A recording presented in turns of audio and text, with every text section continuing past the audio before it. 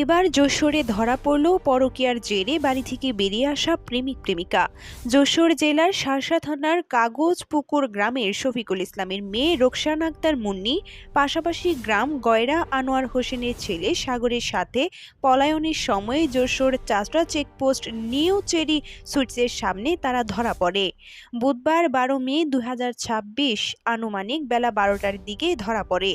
স্থানীয়রা তাদেরকে বিচারের আওতায় আনার ব্যবস্থা করে।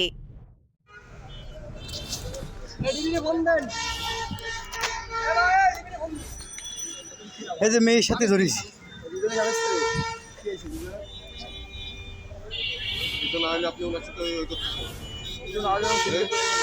না না মানে দুটো বউ বানাইছে না, আমার বড় ভাই রই। হ্যাঁ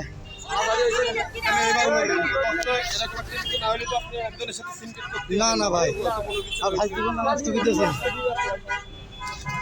সারা রাত ভাই ঘুমোয়নি জানেন।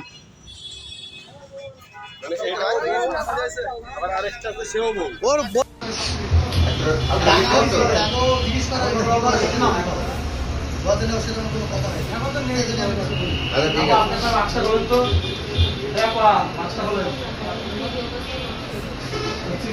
আপনার কোনো সম্পর্ক নেই, কিন্তু আপনি এখন কিন্তু পরক্রিয়া করতে ধরা গেছে। আপনার কিন্তু আপনি এমনি করলেন, পরে করবেন, তখন অত্যাচার হবেন, সেগুলো করবেন। ভালো কিছু মাছটা করেন, আপনার কোনো কথা হবে না, আপনি মাছটা করেন।